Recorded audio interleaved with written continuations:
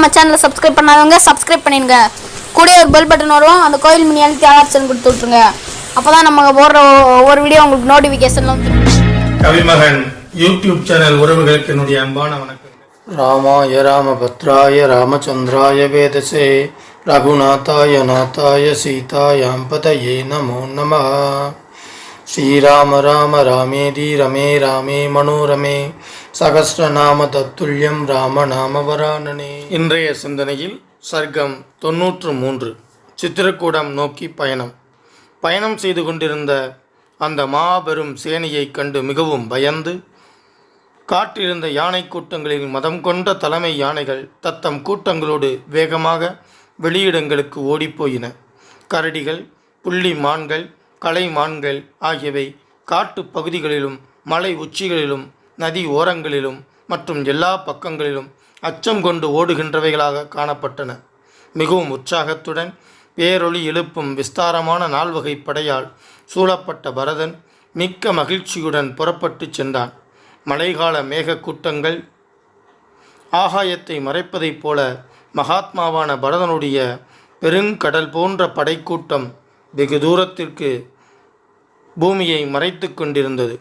குதிரை கூட்டங்களாலும் மகாபலம் பொருந்திய யானைகளாலும் நிரம்பிய மண் தரை வெகு நேரம் வரை கண்ணுக்கு புலப்படாததாக இருந்தது.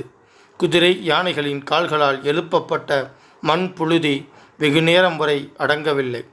குதிரை யானை படைகள் அவ்வளவு அதிகமாக இருந்தன என்றவாறு.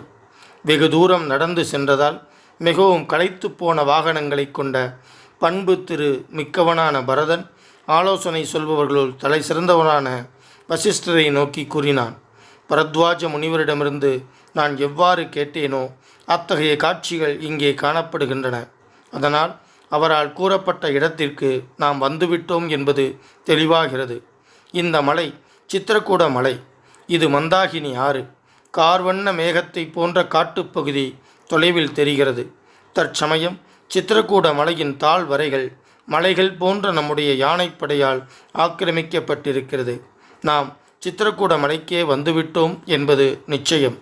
கார்காலத்தில் நீருண்ட மேகங்கள் மலை சிகரங்களில் மலையை பொழிவதைப் போல இந்த காட்டிலுள்ள மரங்கள் ஏராளமான மலர்களை மலையின் தாழ்வரைகளில் பொழிகின்றன. இதன் பின்னர் சதுர்க்கணனை நோக்கி பரதன் பேசுகிறான். சதுர்க்கணா, பெருங்கடல் சுறா மீன்களால் நிரம்பியிருப்பதைப் போன்று கிண்ணறர்கள் உலாவரும் மலையின் தாழ்வரை எங்கும் மான்கள் நிரம்பியிருக்கின்றன. சரத்காலத்தில் ஆகாயத்தில் மிதக்கும் மேகக்கூட்டங்கள் காற்றினால் தாக்கப்பட்டு சிதறி ஓடுவதைப் போல இந்த மான் கூட்டங்கள் நமது சேனையின் பேரொளியால் பயந்து மிக வேகமாக ஓடுகின்றன. இந்த காட்டிலுள்ள ஆதிவாசிகள் மேகவண்ண கேடயங்களோடு விளங்கும் தென்னாட்டவர் போல தலைகளில் மனம் மிக்க மலர்களை கொண்டு அழகு செய்து கொள்கிறார்கள். மனித அரவமே இல்லாததால் மிகவும் அச்சம் விளைவிப்பதாக விளங்கிய இந்த காடு இப்போது நம்முடைய சேனை மக்கள் நிரம்பியதாய் குடிமக்கள் நிறைந்த அயோத்தி நகர் போலவே எனக்கு தோன்றுகிறது. குதிரைகளின் குளம்புகளால் எழுப்பப்பட்ட மண் தூசி ஆகாயத்தை அளாவி நிற்கிறது. தூசி மூட்டத்தால் எனக்கு கஷ்டம் ஏற்படும் என்பதை உணர்ந்து எனக்கு நன்மையை செய்ய விரும்பும் காற்றானது தூசி கூட்டத்தை விரைவாக அப்பால் கொண்டு செல்கிறது. சதுர்க்கணா, பார், நன்றாக அமைக்கப்பட்ட சாலைகளிலேயே சென்று பழக்கப்பட்ட குதிரைகள் பூட்டிய தேர்கள் வல்லுநர்களான தேரோட்டிகளால் இந்த காட்டுப்பாதையிலும் வேகமாக செல்கின்றன. காட்சிக்கினிய மயில்கள் நமது படையை கண்டு பயந்து பறவைகளின் இருப்பிடமான மலையை நோக்கி பறந்து சென்று புகுந்து கொள்கின்றன. இந்த பிரதேசம் மிகவும் மனத்தை பரவசப்படுத்துவதாக எனக்கு தோன்றுகிறது. தவம் செய்பவர்கள் வசிக்கும் இந்த இடம் தேவர் உலகத்திற்கு அழைத்துச் செல்லும் பாதை என்பது உறுதி. இந்த பிரதேசம் அவ்வளவு புனிதமான ஸ்தலம்.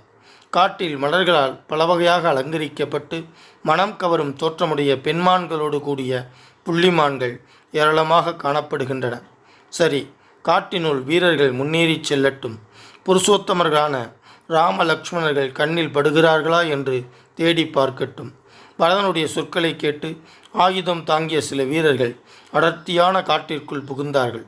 அப்போது ஓரிடத்தில் புகை வருவதைக் கண்டார்கள். மேல் எழும்பி வரும் புகையைக் கண்ட அவர்கள் பரதனிடம் வந்து கூறினார்கள், மனிதர்கள் இல்லாத இடத்தில் நெருப்பு இருக்கிறது. நெருப்பு இல்லாமல் புகை தோன்றாது. அதனால் இந்த பகுதியில்தான் ராம லக்ஷ்மணர்கள் இருக்க வேண்டும்.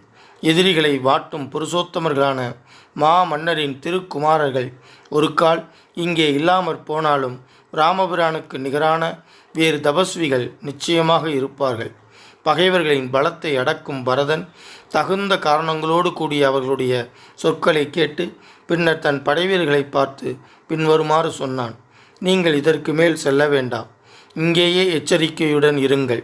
நானே தொடர்ந்து புகைவரும் இடம் நோக்கிச் செல்கிறேன். என்னுடன் சுமந்திரரும் திருதியும் வருவார்கள். இவ்வாறு கூறப்பட்ட படைவீரர்கள் நாற்புறமும் சூழ்ந்து கொண்டு தம் விருப்பம் போல் தங்கிவிட்டார்கள்.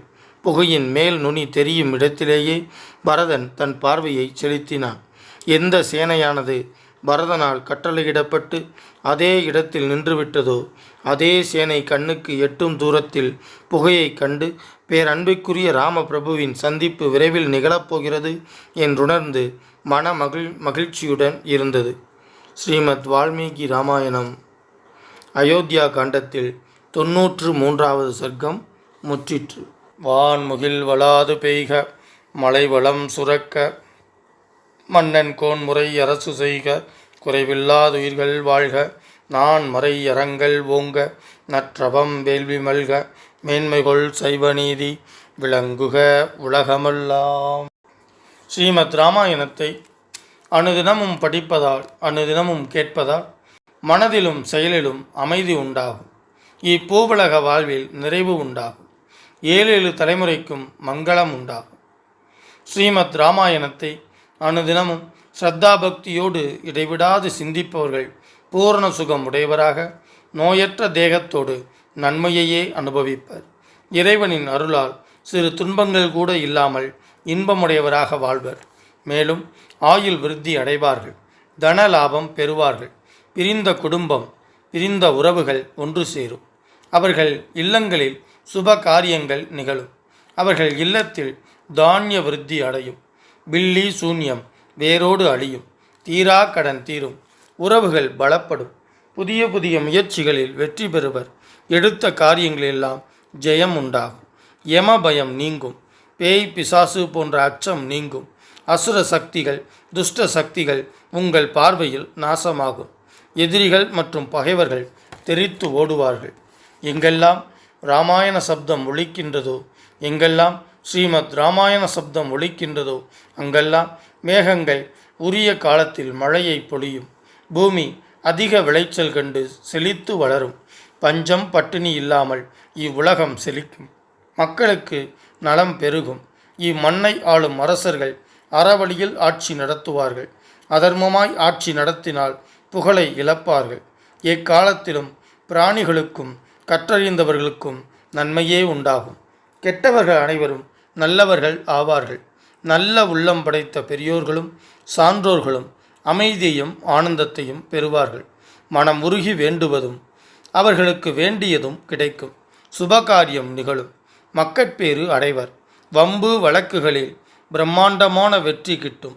வாழ்வின் நிறைவில் பேரின்ப பேரளிக்கும் மோட்சம் கிட்டும். மூர்த்தி எல்லாம் வாழி எங்கள் மோனகுரு வாழி அருள் வார்த்தை என்றும் வாழி அன்பர் வாழி பராபரமே. ஓம் சாந்தி சாந்தி சாந்தி. ஹரி ஓம். பாரதி சொன்ன மாதிரி 8 திக்குகளிலும் இந்த தமிழை கொண்டு சேர்க்க வேண்டும் அப்படின்னா நீங்க சப்ஸ்கிரைப் பண்ணணும், லைக் பண்ணணும், கமெண்ட் பண்ணணும். நன்றி, வணக்கம். வரைக்கும் நம்ம சேனலை சப்ஸ்கிரைப் பண்ணாதவங்க சப்ஸ்கிரைப் பண்ணிடுங்க. கூட ஒரு பெல் பட்டன் வரும். அந்த கோயில் மினி அழுத்தி ஆல் ஆப்ஷன் கொடுத்து விட்ருங்க. அப்போ தான் நம்ம போடுற ஒவ்வொரு வீடியோ உங்களுக்கு நோட்டிஃபிகேஷனில் வந்துடும்.